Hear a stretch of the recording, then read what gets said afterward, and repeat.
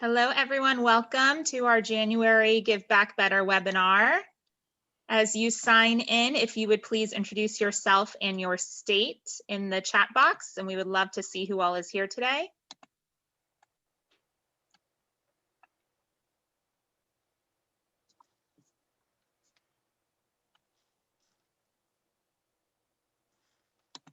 Welcome, everybody. I see Buzz joining us, Emma from Idaho. So nice to see everybody. Hi, Jennifer from South Dakota.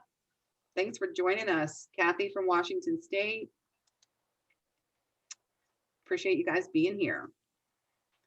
This is going to be a great webinar. You're going to really enjoy it.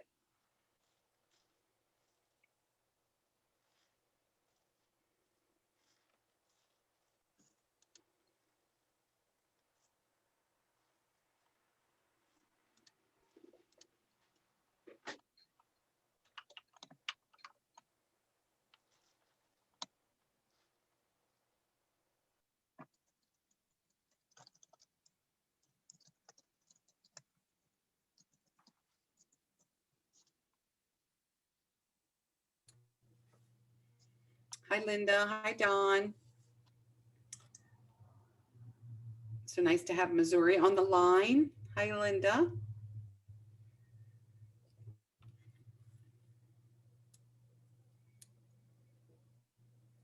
And for anyone who is just joining now, please leave your name and your Kids Chance state in the chat box, and we would love to see who all is here. We have about 18 people who have showed up so far. I think we'll give a minute or two more for anyone else. We have a great group today. Awesome. I see Laurie Parsons from Massachusetts. PA is in the house. Awesome. Don Terry from Nebraska. Wow, we have a great representation. Hi, Weston with Kansas. Jen from Maryland. Great. We have Oregon. Gina, hi, Gina. Peter Van Ice from Montana. Tracy in Alabama.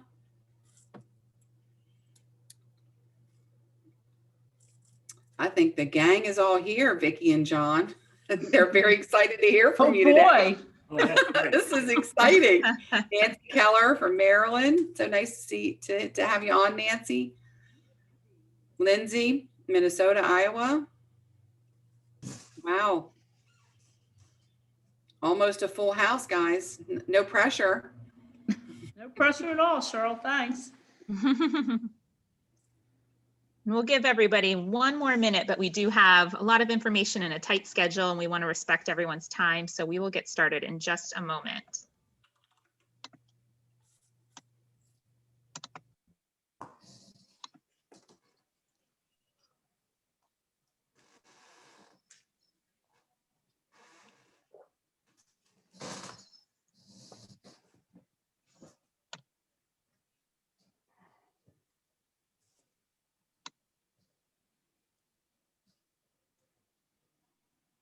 All right, I think we are going to go ahead and get ready to get started as people still might be joining us, but we want to get this information to you all. It's going to be a really great webinar, so we want to go ahead and welcome everyone to our Kids Chance Give Back Better webinar for January. My name is Angela McDermott. I'm the Membership Assistant for Kids Chance of America, and I will be your host for this presentation. We also have Cheryl Doucette here with us, who is the Membership Director for Kids Chance, who you all are very familiar with. And we are both very happy to be here to support you all today through this webinar. Today, our topic is Assessing the Health of Your Nonprofit, presented by Vicki Burkhart, who is the Executive Director of Kids Chance of America, along with our guest speaker, John Goldwater, Board Member for Kids Chance of America. Before we get started, we do have a couple kind of housekeeping reminders for you all. Please share your name and the Kids Chance state you are representing in the chat box. The chat box is located at the top of your screen.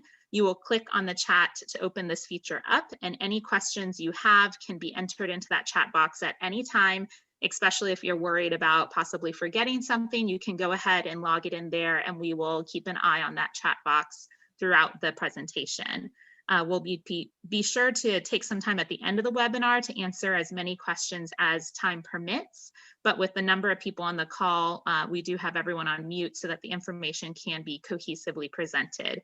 If for some reason we do run out of time and we cannot answer all the questions, we will be sure to document those and get you the information in a follow-up email. Lastly, all of the materials from the webinar and a recording of this webinar will be made available on the Kids Chance website and will be sent to you as well.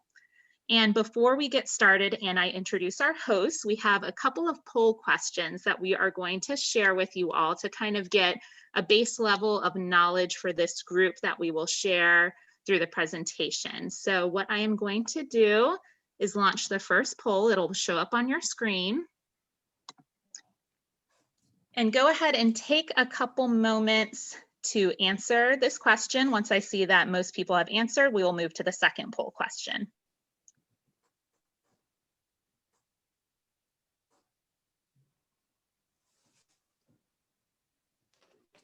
Great, fast group, almost done. Okay, a couple more people. Okay, that looks good. I'm going to end this poll. And then I'm going to go to our second poll question. Now this one will show up on your screen.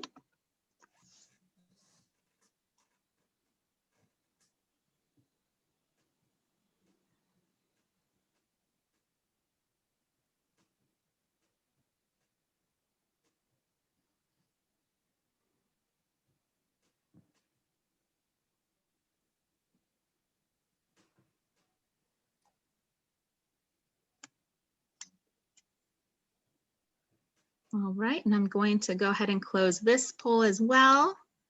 Perfect, and we will share those results in a little bit. That will be really interesting information for the full group and our presenters. So thank you all for doing that. So before we get started, I would love to introduce Vicki and John. Vicki has worked in the nonprofit space for over 35 years and has over a decade of her experience at the executive level. She strives to help volunteer-driven nonprofits gain access to high caliber support and direction so they could more effectively meet their missions.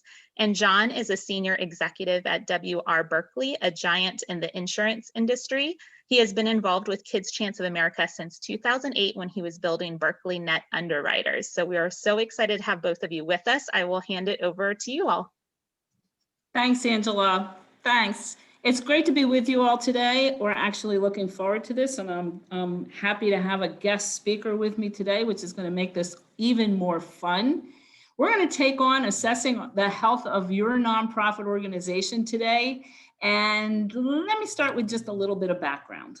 The nonprofit sector in the United States is actually about 10% of the economy, $1.5 trillion.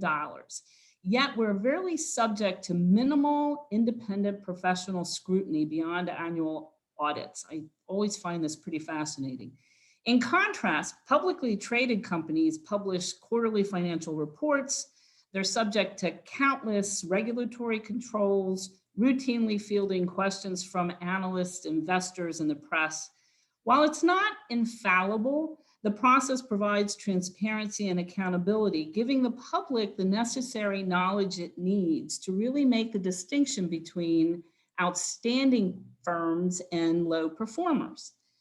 For nonprofits, there really isn't the same consistent regulation. We've got some organizations like GuideStar and Charity Navigator who have begun to do some credentialing and categorizing of nonprofits using audits and asking some questions along the lines of strategic planning, strategic direction, budgeting, and leadership.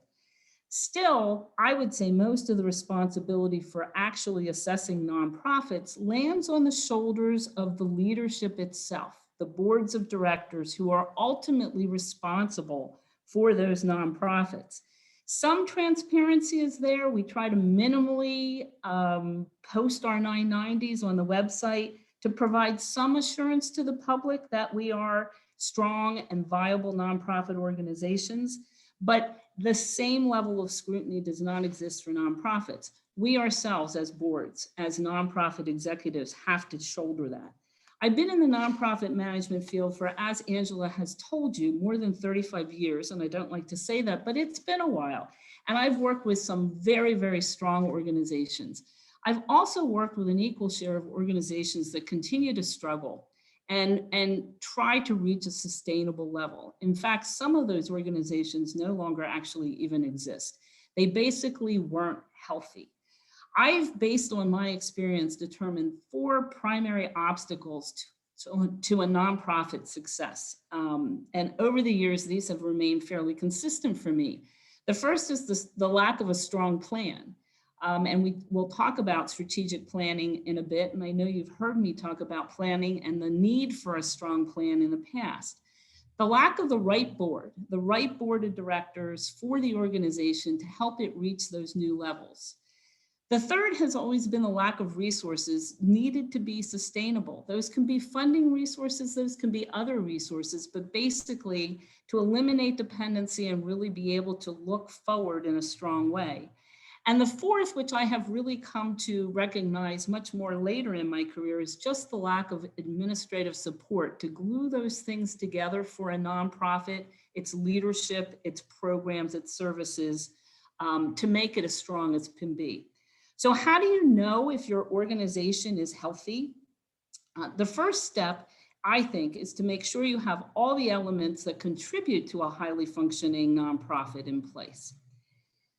Here are some of those, and I'm going to walk through these briefly, but basically to hit on things that I really feel make nonprofit organizations high performers. Certainly a clear mission and plan. We've talked about the importance of mission and strategic planning many, many times, and I'm sure you'll hear me talk about it again. Everyone associated with your organization should be able to clearly communicate the mission of that organization. You should know who the target audience is, and you should know what makes your organization unique or different. A strategic plan, or at least a strong operational plan, I think enables the organization to function from an intentional proactive place versus a reactive one. It helps to, on many levels, streamline decision-making, and it provides a roadmap for reaching the goals that you've set out for yourself, and ultimately realizing that organization's ultimate vision. In addition to mission and a well thought out plan, I think healthy nonprofits rely on a clear, concise case for support to raise funds, to raise resources, even to generate and recruit volunteers and leadership. A strong case for support will outline your nonprofit's area of focus, for us, student scholarship support, changes you hope to make, and I think in our case, alleviating financial burden on students seeking higher education, proof that these changes are happening. And that's where we look at our statistics year to year to see if we're hitting our mark. Are we reaching those students? Are we hitting, the opportunity in each of our states to really make an impact on those students? Understanding the magnitude of the whole problem, and that's where you look at Kids Chance as a whole and the largeness and magnitude of that program. And certainly why people should support your cause. And any good case for support is going to be able to answer that question as, why is it that I should support your cause? A clear mission, a strong plan, a well-articulated case for support are all important and healthy, I think, important elements to a healthy and very high-performing organization. Board leadership. Talked about this a lot too, and we're going to talk about it again. How important is leadership to your success? Very important, critically important. Take a deep dive into the composition of your board of directors to ensure that you have the leadership you need to keep your organization healthy.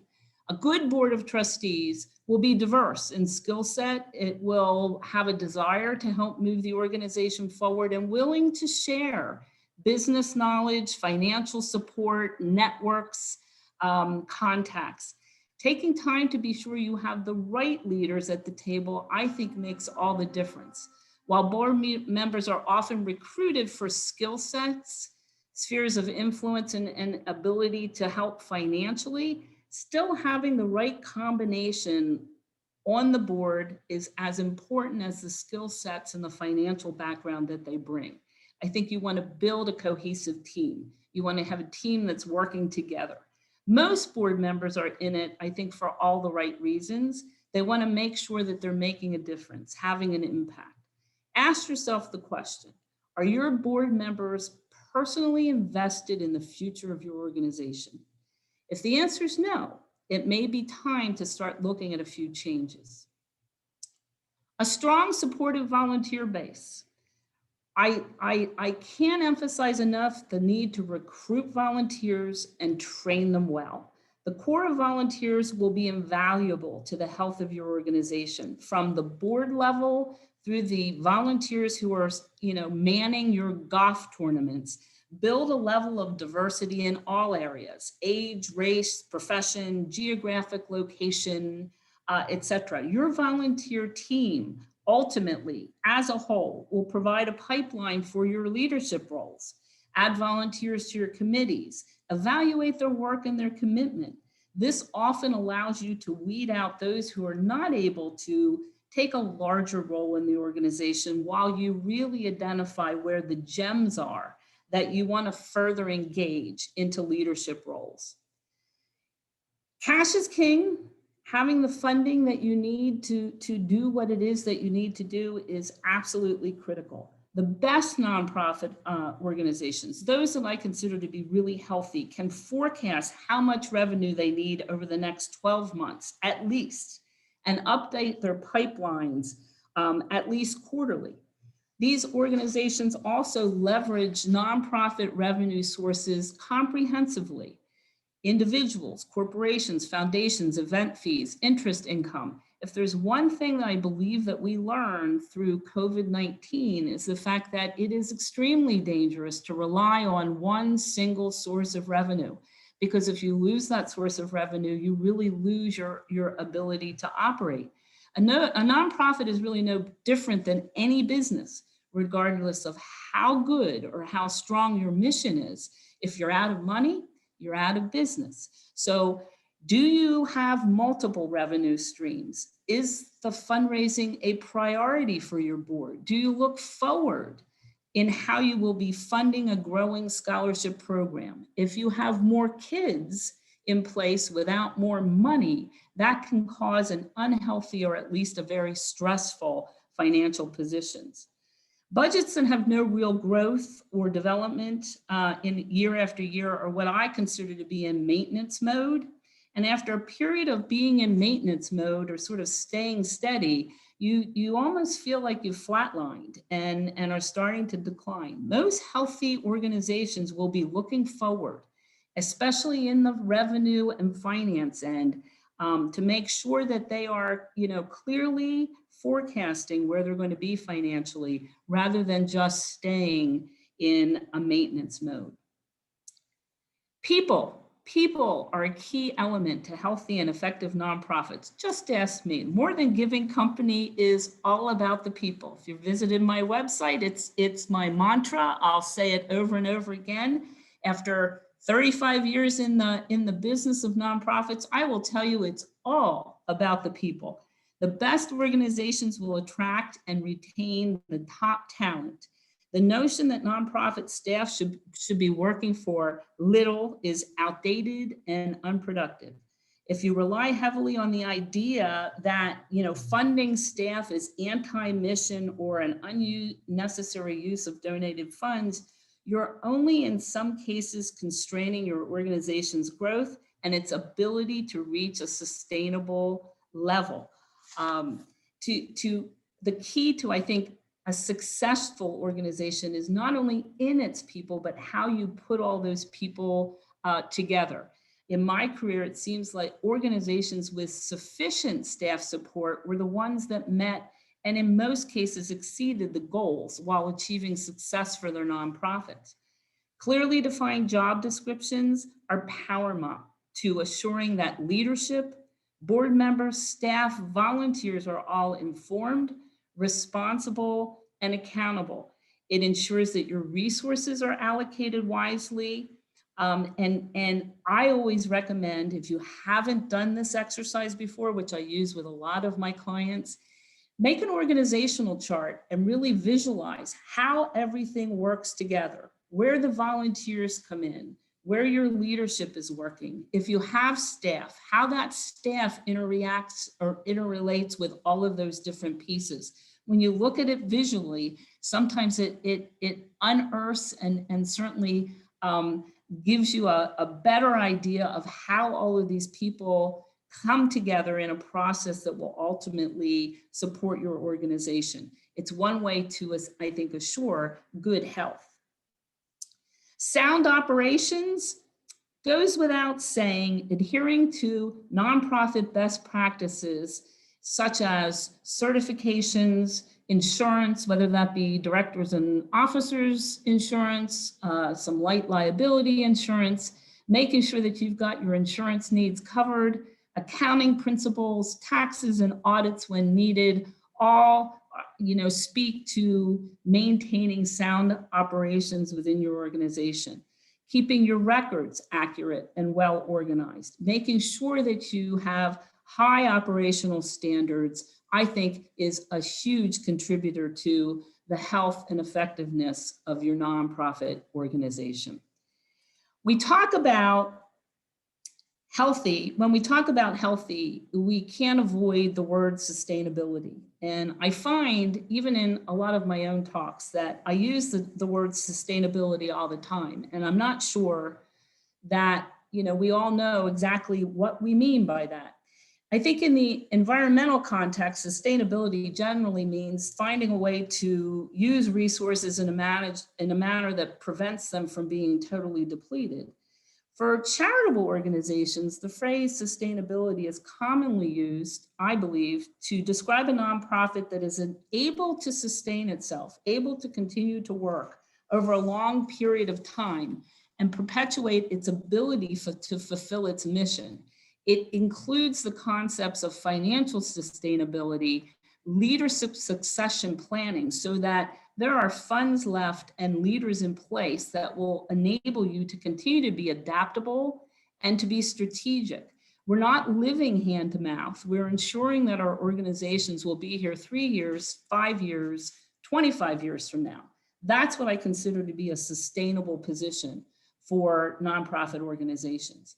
For some organizations, finding a way to diversify income streams can be one of the avenues towards sustainability. For others, it's putting together that leadership plan, that succession that will allow them to grow leadership consistent with growth of the organization. Either way, growing a sustainable organization is healthier than simply maintaining the status quo.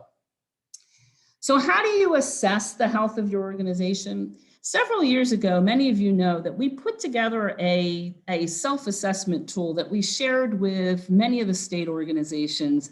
I use it widely with many of my clients. We've used it in the Accelerator program.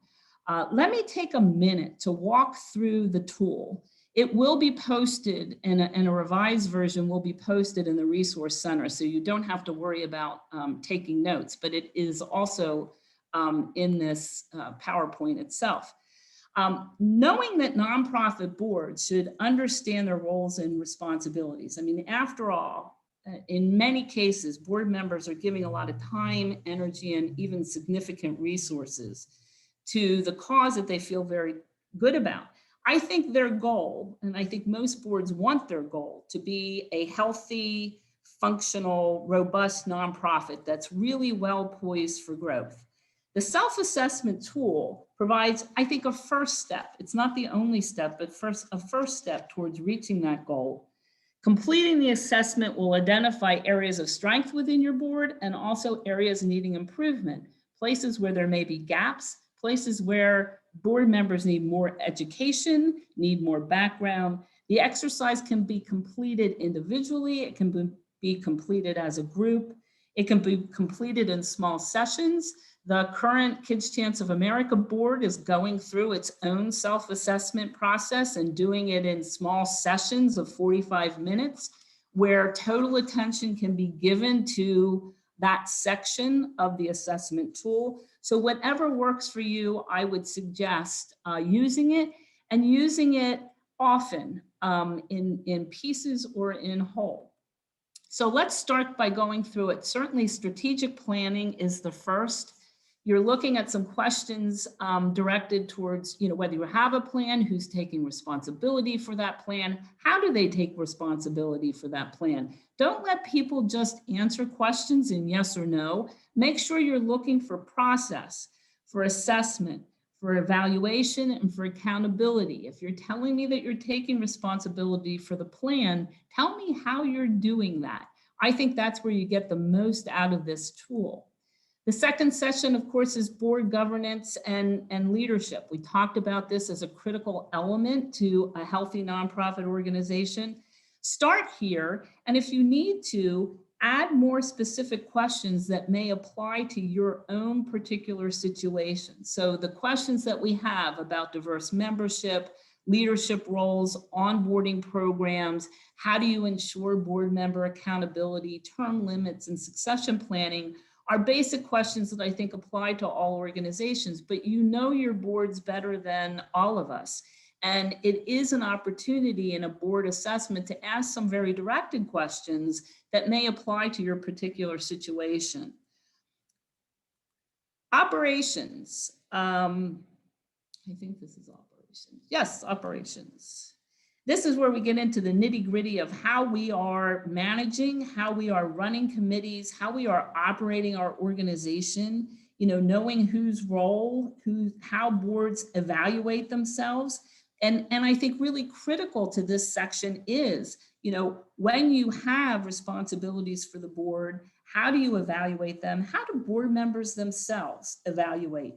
We are currently, I think, as a result of the Kids Chance of America board assessment program, we are working on a scorecard, which will allow each and every board member to evaluate their own performance so that they can really monitor and manage how they're doing against the basic responsibilities of each board member. Fundraising is a biggie. In fact, this session we had just last week, and it was an eye-opener for me. It was an eye-opener from the point of view that it was surprising to me how much information the board members did not know, or even in some levels understand, when it came to the real nitty-gritty of fundraising. Certainly they understand events, they understand corporate partnerships, but when we really start talking about comprehensive fundraising plans, I think that there's a lot opportunity to really educate and to begin to expand the knowledge base of your board, not just on your organization, but on how some of these dynamics work within boards to begin with. It was important to deal with sustainability. It was important to talk about that, but certainly donor stewardship programs. How can a board member be involved with that? What does it mean to be a friend raiser versus a fundraiser? These are all, I think, wonderful opportunities for you to engage the board in dialogue around some of the aspects that you don't always have an opportunity to talk about in a regular board meeting. And of course, corporate responsibility and finance, which is a biggie. This is where you get down to a lot of the nitty gritty in whether or not your board is really compliant with nonprofit best practices. We want to know that the controls are in place.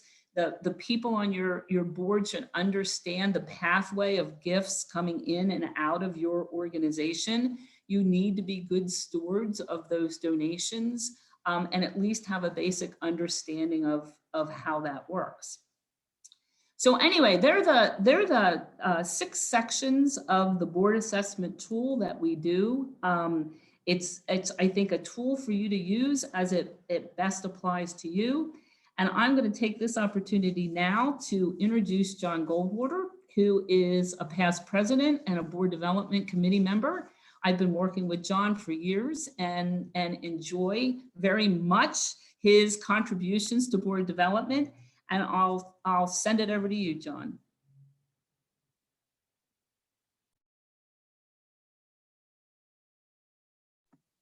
Oh, you're on mute, John. Okay. There we go. Appreciate that, Vicki, and thanks everyone for having me join you this afternoon to share a few thoughts with you. I've been with Kids Chance since 2008, and what's important to understand is, I guess, across the 12 years, I probably have sat on or chaired maybe perhaps every committee and every position. And as I go through sort of talking about what we do in board development, and as you think about succession planning, I think about sort of my journey on this thing and think there's some valuable things where perhaps I overstayed in certain areas, and on the other hand, was able to contribute better because of my movement. So I'm going to talk a little bit about and review sort of the roles and responsibilities of our board development committee. Before I start there, I think I'd like to go to poll one and pull up our answers to poll one relative to, does your state have an active board development committee? So can we do that, Angela? Here we go. Yep. So we're sort of split evenly between the yeses, the nos, and somewhat in betweens, and that is not sort of surprising given sort of how long we've been around and how many new states we have, and it certainly will point to opportunities we have in there. So I appreciate everyone and your honesty around that, and those answers are not surprising. So hopefully some of these things that we talk about here are areas where you can focus, take back, and share new ideas. You know, when so I'm going to go through sort of why we have this component as part of our board, as well as what we do. And then my second slides later on will deal more with the learnings as we did our own self-assessment. So let me get started here. First of all, you know, we're here to make sure that our board and our committees are deeply stocked and led by a diversified group of individuals that have complementary skill sets. I'm guessing everyone on this call is involved in businesses in one way, shape, or fashions. And the idea behind our own volunteer boards are no different than what we do at our individual companies, which is, you know, we're always looking for best talent. We're always looking for diversity around that and sort of reach. You know, our mission is to reach every child in every state. And if you think about that, it takes a wide community in order to be able to do that effectively. So one of the things that I thought was interesting is when I thought about boards, and I started to think about our own board, even when we were forming Virginia, if you think about a board, and if there's 5 or 6 people on your board, or there's 10 people on your board, and it's made up of primarily people from within the same professions. We have a bunch of attorneys on a board, or we have a bunch of insurance company people within that board. If you think through that, there's really a limited knowledge or reach around the community we're trying to go after.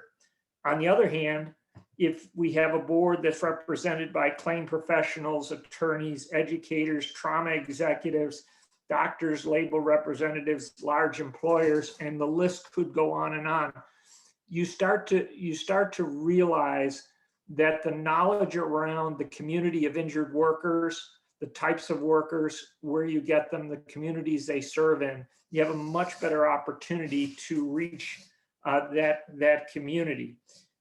Back a few years ago, I was at a national meeting where this point was driven home, and it was, I think, unintentional at the time. We had a speaker come in, and she's now a board member for Kids Chance of America, and she was a woman of color who came in and she was involved with United Way or someone like that in the Philadelphia area. And we went through an exercise, and we were talking about the fact that we were really, relatively speaking, reaching a small percentage of children. We were doing well. The number of scholarships were going up, that sort of thing. But when you sat back and looked at it on a macro level, we were touching just a very, very small portion. And this woman said to us, "I want you to do me a favor. I want you to look around the room." And I want you to look at each other and look around everyone that's sitting at this table. And I remember doing this exercise with her, and she asked an open-ended question, what do you see? And I remember thinking, gosh, there's a lot of talent here, but relatively speaking, everyone sort of looked like me. And it was one of those where the aha moment was that sitting around the table were a bunch of well-meaning, very successful, in one way, shape, or insurance-related professionals of the same age, of the same colors, and of the same success. And her comment was, if you want to reach broader communities, if you want to find out who those children are and reach those families, then you need to diversify your board in order to give you that better reach. And that moment stuck with me. And as we went forward, it's something as part of a member of board development, I think of sort of often. So, board development is an active, ongoing activity. It never stops. It never ends. And strategically, what we're doing is we're evaluating every role, we're evaluating every committee, and we're assuring that our current versus our future needs and tweaking the adjustments to make sure that we're always becoming a wider group within ourselves. One of the important things I think as board development is we're always building new talent throughout the year. So one thing that we've evolved to on Kids Chance of America, and I think has been a very, very healthy thing, is in 2008, 2009, 2010, when I became involved or started the involvement with Kids Chance of America. And I found the same thing true in Virginia, it was always 5 or 6 people. And all you did in those days was come into a room, have a smile on your face, show a desire to serve, and you were invited to become a board member. And that was almost the first thing that sort of happened. We like your enthusiasm. Will you come be a board member? We've evolved now on a national basis where the first step to becoming a board member is really the whole notion of serving actively within one of our committees and using that as our talent builder to eventual board seats. Why is that important? Because number one, it takes time for the individual to know and understand and fully understand how everything works within your state organization, or for us, our national organization. It also gives us time to make sure that the person who came to the table enthusiastically for us is willing to be active and they're willing to be leaders. One of the things we ask ourselves now is, do we see future leadership? Do we see leaders here in these people that are coming to the table or presented for potential seats? Can they be leaders? Will they be leaders?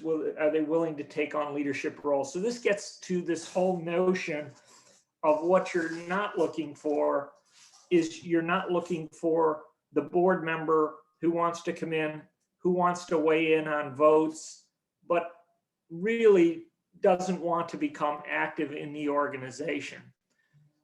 We also found that when we started evaluating why people were not as engaged, oftentimes it was because I want to say we almost set them up for failure because we didn't do a good enough job of assimilating them in the organization. So this gets back to some of the things that Vicki had on her slides, which is making sure that you have very, very clear job descriptions, and that as new board members or committee members are being brought to the table, they fully understand what's expected, what the job is, and what does active mean in these things. The boards that do the best are the ones that have width, depth, and diversity and are constantly changing. The boards that do not do well over time, become stale, is when you have 3 or 4 or 5 individuals and they really don't change jobs, and new leadership is not brought in, new members are not brought in, and the same work is being done. So board limits and terms are a very, very good thing. Change is a very, very good thing. And really what you want to avoid is this membership for life. So that's another learning. So let's go to slide 2 for at this point. And before we get into slide 2, where I talk about our own journey relative to self-assessment, I'd like to, let's do poll 2 at this point and see what it says regarding succession planning, which is an important part of what we do. So again, we have fewer states at this point that actually have a complete succession plan in place, about 20%. And we have, the good news is we have about 60% that are in somewhat stages of succession planning where it's being discussed, and then a few that have not yet started. And this becomes an important piece, as I said, that as our board development committee and as a member of that, we are constantly looking at that. We are looking ahead. We are constantly looking at whose terms are coming up. Are they coming up in a year? Are they coming up in 2 years? Who's coming up behind that? Where are they presently in the organization? Do we need to go out and look for that talent or a different type of talent, so we end up with complementary skill group of board members and committee members? We at Kids Chance of America began our self-assessment exercises here, and as Vicki showed you, those templates and exercises are the same ones that we have been using. And in fact, we've completed most of those exercises to this point. And having sat through those, I find them to be very, very thought evoking, and also for our board becomes very insightful in terms of where we are and where we need to go. So as Vicki mentioned, fundraising as an example of that, that's an area where, you know, I might have sat back a year ago and thought and just assumed everyone fully understood the roles that everyone was playing. But when you brought that to the full board for an honest assessment around that, we found there were a lot of gaps. So let me speak quickly to the assessment exercises. We broke it down obviously in modules, and those modules are available to you folks for each of your states, and we hope you'll take those tools and go back and begin to use those. We're about to do a self-evaluation as well. I've looked at the draft, and honestly, as I sat back and thought about my own performance relative to those areas, you know, I found gaps, and I'm involved in a number of things with Kids Chance. So on the surface, you know, I would say to myself, I think I'm very, you know, engaged in these things. But what I found was there's gaps where I'm a little tardy or perhaps a little lazy. And so this becomes a very, very important exercises. The learnings, there's a couple of awkward moments that I think turned into opportunities for us. So we spotted opportunities for better assimilation of new committee or board members. And that was something that was an eye-opener, because over the last several years, we've made various attempts to do that on a more formalized basis. But as we begin to evaluate individuals that we had high hopes for, and they don't quite get there, when we started to sit down and have discussions with those individuals, we found out there was a lack on our part of assimilating them right in the organization. They felt a little bit awkward. They weren't quite sure how things fit together. One of the things that we found helpful now is that we have a mentoring program, so that all new members coming in now are formally assigned a mentor. So not only do you get job descriptions, expectations, and discussions around that, but you have someone that is concerned for your well-being and making sure that you're getting everything out of the organization, and we're getting what we thought relative to the members. I mentioned we invite individuals now to join or participate within one or more of our committees versus starting with the board seat.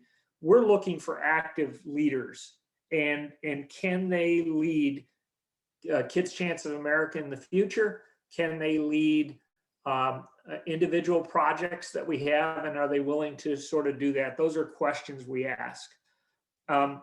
We've had a couple of members who have begun to self-select out after our sessions. One of the, I really admired the individual on our board was taking part in a self-assessment exercise, came back very openly across the group and said, I realized, I'm not there, and I think I can better serve in another area. Those types of aha moments are interesting, but there are awkward moments. And I know, having been president or past president of Kids Chance of Virginia, you have to have a leader for your group that's willing to go have these discussions with board members to determine, why they're not quite as active, and then act upon that. And self-selection coming out of a self-assessment exercise is much easier to deal with across the board. The other thing I will point out, this isn't about taking people who came with high hopes, for whatever reasons weren't active, and removing them from Kids Chance organizations and states. One of the things we stress is there's a place for every volunteer in these organizations. It's about finding the right place where the person feels comfortable and they can contribute, and that they'll contribute and be complementary to the work of the organization. I mentioned our board president currently sends emails, he makes phone calls, and once in a while he kicks you in a very nice way to sort of move you along. And I think that's a really important piece of leadership. Changing assignments is a good thing. People become stale if left on the same committee or board role for too long a period of time. I previously served on a bunch of committees, finance, fundraising, executive committee, etc. I now only chair the advisory board, and I'll be coming off of that. A past president takes over for that role here in the current year. And so I'll be a member of one or more committees at the board's liking, and where I can contribute within the organization. I found, even in the Kids Chance of Virginia, I stayed in the president's role too long. Our board really didn't push the term limit issue, and we initiated that a couple of years ago. And I thought it was a very, very healthy thing, because, as all of you know, if you stay in a job too long, you lose a little bit of your edge, and you can become much more re-energized in other roles. So this whole notion of moving, I think, is a very, very good thing. Obviously, active versus inactive, we're only looking for active members. I know probably every board and every state board has dealt with, and probably continues to deal with, inactive members. And again, setting up a board assessment exercise, building succession terms into what you do as a board, and continuing getting new members, new committee members, new blood, and moving people through the organization. Very, very healthy.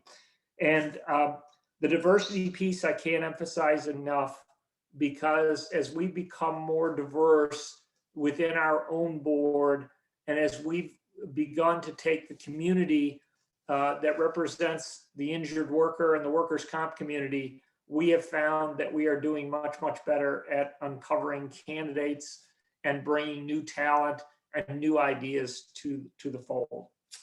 So with that, I think we're ready to wrap up, Vicki. Okay, thanks, John. So as wrap up, I think our main takeaway for today, if I were to be really honest, is to encourage all of you to assess the health of your organization regularly, do it with a fully engaged board, and be sure to put in place strategies to address any threats that you see to that health. Be willing to adjust and adapt. And I think that that's really important as well. I think some of John's points are right on. This is a, peer-to-peer framework where we're working with our friends and our colleagues, and we have to be willing to adjust and adapt. But we also need to make sure that we are able to support the health of that organization moving forward. There's always somebody growing and doing good work. I think if we adjust and adapt, that somebody could just be your organization. So we wish you luck, and we're here to help. So please feel free to reach out to us. I think we go to questions at this point. Yes. So Vicki, we have a couple questions from our participants.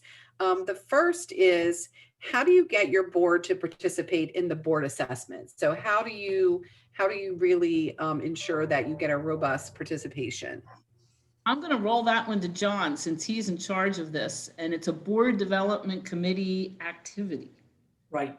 So I think the first step in making sure is that you've had an open dialogue with your group to where the board owns the fact that an assessment is a good thing for your board. So if you can get the board into a room, talk about what you do today, talk about the importance of doing this, talk about perhaps starting a committee or beginning the assessment, I think that's a good place. I think as you facilitate this becomes where Vicki was talking about. As you go through the questions, you have to have a very, very good facilitator who will not take yes and no answers as they go around the room. The other piece is, we found, and Vicki facilitated a couple of these via Zoom, is the people that are looking at their shoes or are not responding. Those are the people that a facilitator wants to make sure they engage with and draw out answers other than yes and no from those individuals. That tells you a lot. So you want to engage the entire group, and you want to make sure that when you go through the questions, it's not superficial answers that you're sort of coming up with. Vicki, Awesome. Thank you. Yes. Good answer. Yes, perfect. Anything to add to that, Vicki?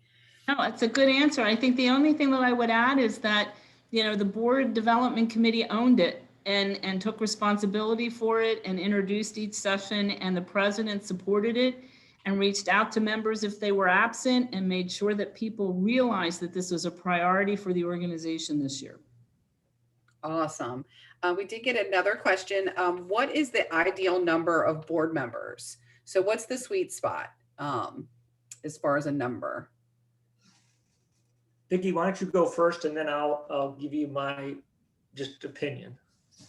A lot of people in my business will say as many as you need or as few as you need. I would go right in the middle and say you want to have enough board members to be able to adequately provide for a strong leadership succession plan, to be able to engage leaders on a regular basis, and to sort of spread some of the responsibilities around.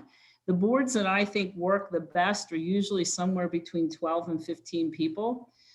Getting too large is difficult because it's hard to get everybody engaged. Being too small often just puts too much responsibility on too few. John? Yeah, I think that's a great answer and a great point. So just like you run your businesses, the best teams are made up of smaller groups of people who are well aligned around a mission. I like boards that are overall probably not much more than a dozen. You said 12 to 15, so I think we're sort of together. But I think if you're going to bring 12 to 15 into a general board, that it's probably important to have an executive board made up of maybe, I'm going to say, Vicki, 5 to 6 people. And that gets at that point of where you can really drive things through that sort of setup. I think if you get too large, what you will find is it's very, very hard on the alignment side. I'm more encouraging that if boards want to get much, much bigger, that, for example, you have past members that have been around for 20 years and they like to come to board meetings, but they don't do a lot else. I would prefer to see us separate those boards and create advisory boards or sub boards away from sort of the day-to-day workings and sort of leadership around that. Great. I work with a board as small as 6 and a board as large as 21. And I will say in some cases, the 6 is too small, the 21 is definitely too large. So yeah, 10, 12, no more than 15.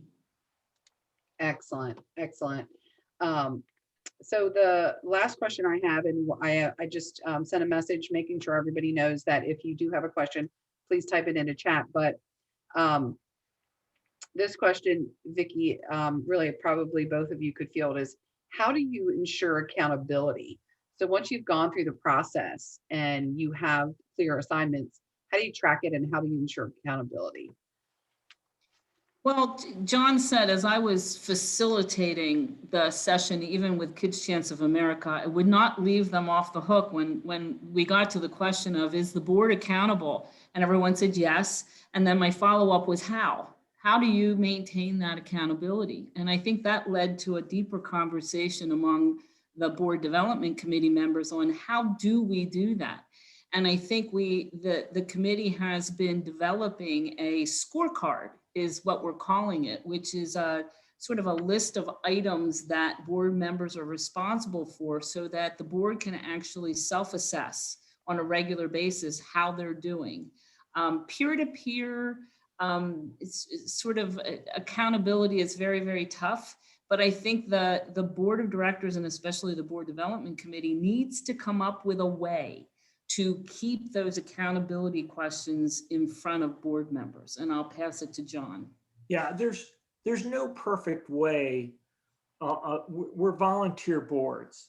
But the one thing, since we formed board development, is I think we become a very, very valuable tool to the president of the organization, where we have ongoing discussions. And sometimes when we start to see either behaviors in activity or what, we will start discussing, like, what's the best way to re-engage somebody? Who's the best person to go have that discussion with them? And ultimately, somebody has to engage with that person in a way that draws out.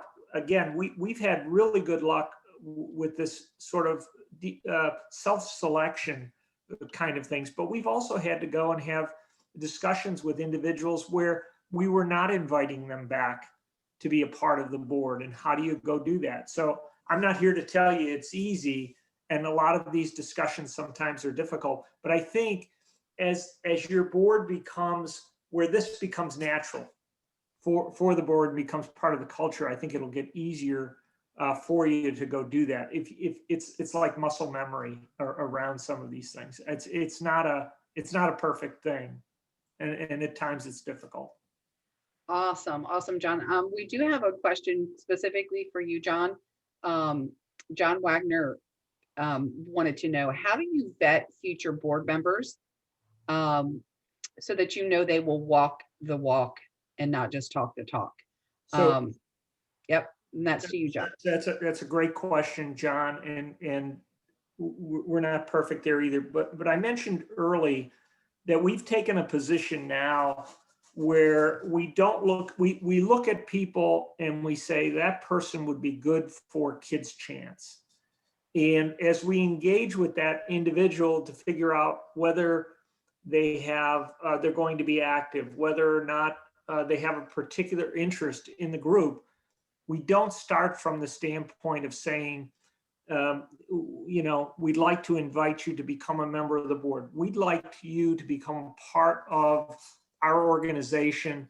We'd love to fit you somewhere within one of our committee structures, et cetera. And then using the job descriptions of what that entails and making sure there's a fairly good fit or initially a good fit, assigning them a mentor at that point to bring them in, and then sort of tracking progress is sort of the way we go through that, as opposed to what we used to do, which was we think John Goldwater, whoever would be a good board member, and that was their initial first step into Kids Chance. Awesome. Thank you so much. So we are going to wrap up. We have reached the end of our time together. So I just want to address that we will be sending out the PowerPoint. A couple people did send that question through. So you'll receive an email with a survey that will allow you to provide valuable feedback to us on this webinar, as well as a link to the recording. We recommend that you share this recording with other board members, other folks in your state organizations. Also, any resources we also want to share, and anything that was discussed today. So we also always recommend that you visit our Kids Chance website and our resource page for additional support. So next month's webinar is coming up on Wednesday, February 17th at 3 o'clock. The title is Finding the Kids Who Need the Money. I will be hosting that, leading the conversation. I'll be joined by Liz Crum from Kids Chance PA and Stephanie Ritz from Kids Chance of Tennessee. This webinar will explore strategies for identifying and securing eligible student scholarship applicants, and we encourage everyone to register. And again, as we saw today, we can have multiple representatives from our state organizations. You don't have to have just one. We encourage you to invite your whole board. So thank you for attending today. We look forward to seeing you again, and have a great rest of your day.